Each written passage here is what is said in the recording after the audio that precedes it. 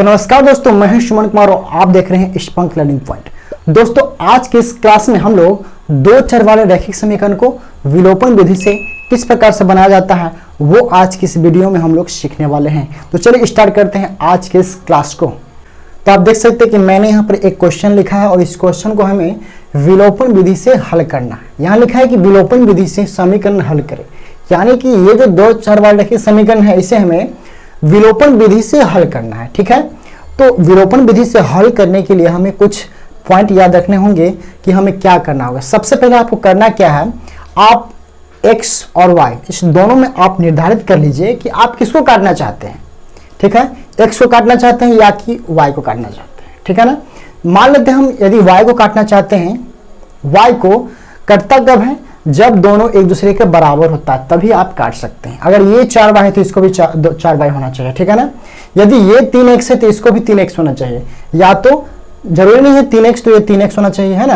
आप बराबर भी कर सकते हैं, 2 तिया 6 3 दूना 6, है ना। अगर ये 6x तो ये भी 6x होना चाहिए। ठीक है ना, मतलब किसी भी स्थिति में जो है ना हमें दोनों को इक्वल करना है और उसको काट देना है। ठीक है ना, तभी आपको जो है यदि x को हम काटते हैं तो y का मान निकलता है और y को यदि काटते हैं तो x का मान निकलता है। ठीक है ना, तो हमें सबसे पहले हमें पता करना होगा कि हम किसको काटें। चलिए हम y को यहाँ पे काट लेते हैं।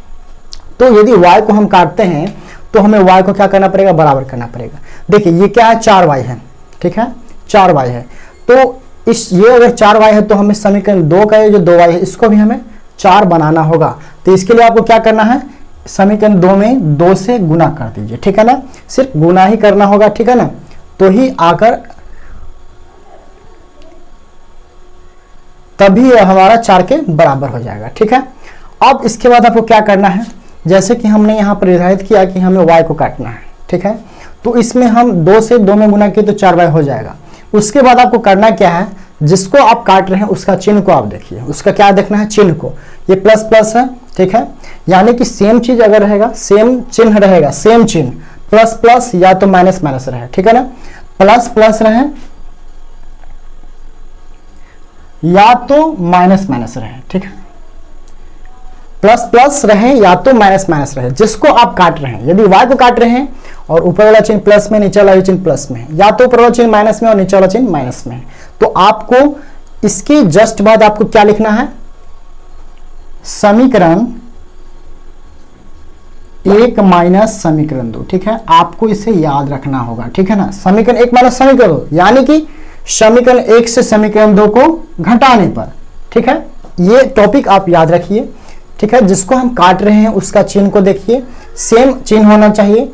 तो यदि सेम चिन्ह होता है तो आपको ये वाला शर्त लिखना होगा यहाँ पे।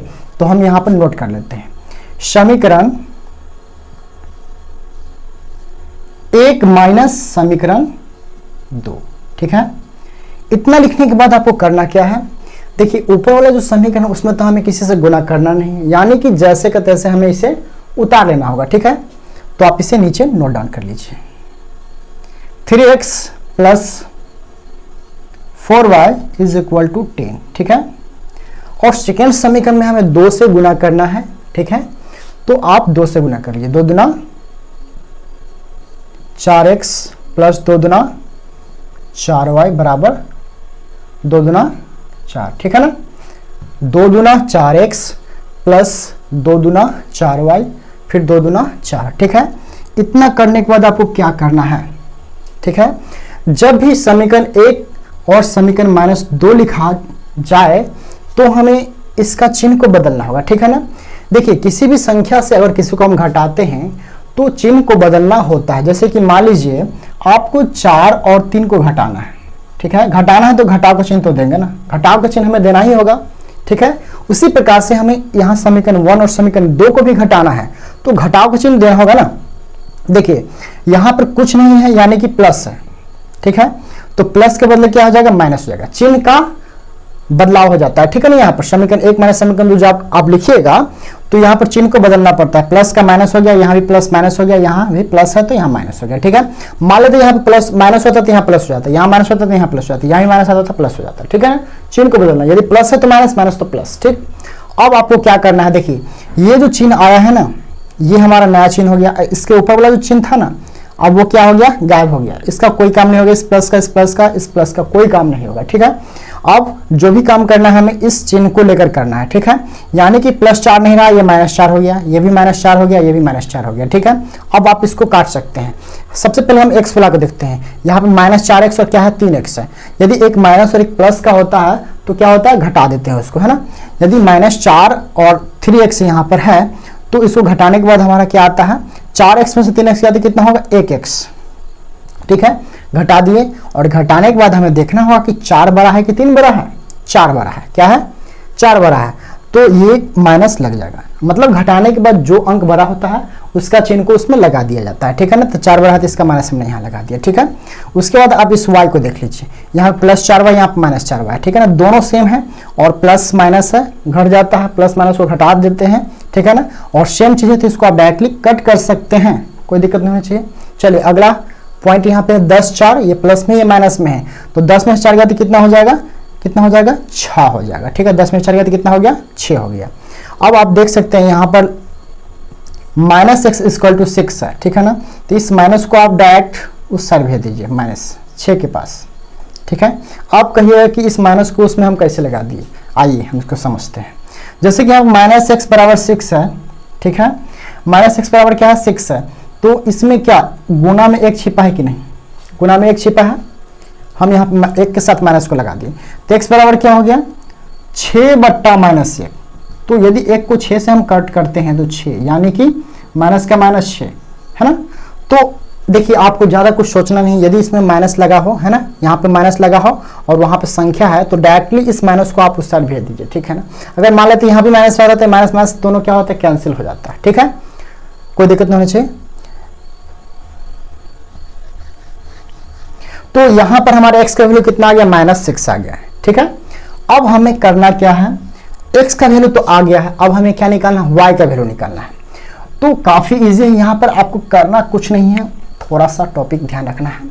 ठीक है, आपको समीकरण 1 या तो समीकरण 2, ठीक है ना, किसी भी समीकरण में आपको x का वैल्यू -6 पुट कर देना है, मतलब रख देना है। ठीक है ना, कोई समीकरण आप ले लीजिए, देखिए जो आपको सबसे हल्का समीकरण लगा, जो आपको सबसे हल्का समीकरण लगता है, आप उसमें जाकर x का वैल्यू -6 रख दीजिए, आपका y का वैल्यू निकल जाएगा। ठीक है, तो चलिए हम समीकरण 1 में जो है x का वैल्यू रख लेते हैं। तो आपको लिखना होगा यहाँ पे कि समीकरण 1 में x का मान रखने पर, x का मान रखने पर, ठीक है, अब करना आपको है समीकरण 1 को यहां पर नीचे लिख लीजिए। ठीक है, 3x + 4y = 10। ठीक है, हमने लिख लिया यहाँ पे।